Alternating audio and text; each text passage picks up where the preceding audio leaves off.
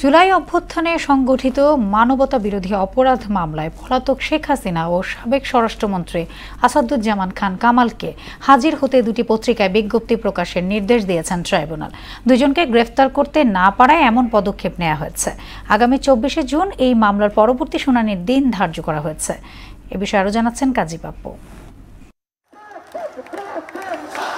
July August আন্দোলনে গণহত্যার দায়ে বিচারের মুখোমুখি ক্ষমতাচ্যুত প্রধানমন্ত্রী শেখ হাসিনা সেই মামলায় ১ জুন আন্তর্জাতিক অপরাধ ট্রাইব্যুনালে আনুষ্ঠানিক অভিযোগ জমা দেওয়ার মাধ্যমে শুরু হয় বিচার কাজ। শেখ হাসিনার পাশাপাশি আসামি করা হয় সাবেক স্বরাষ্ট্রমন্ত্রী আসাদুজ্জামান খান কামাল ও সাবেক আইজিপি চৌধুরী আব্দুল্লাহ আল মামুনকে।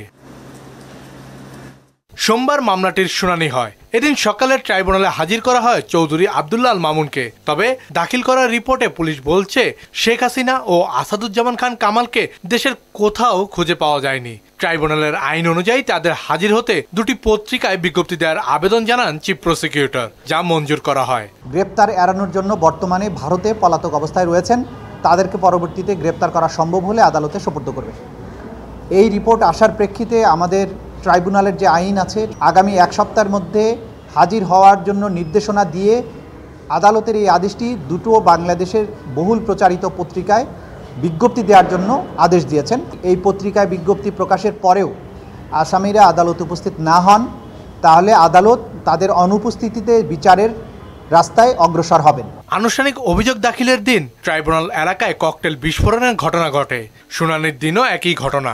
যদিও এসব আমলে না নেওয়ার কথা উল্লেখ করে চিফ প্রসিকিউটর বলেন, তাদের লক্ষ্য বিচার নিশ্চিত করা। এটা ন্যায় বিচারের দাবি, আইনের দাবি, জাতীয় প্রত্যাশা, সেটা স্মুথলি অগ্রসর হতে থাকবে।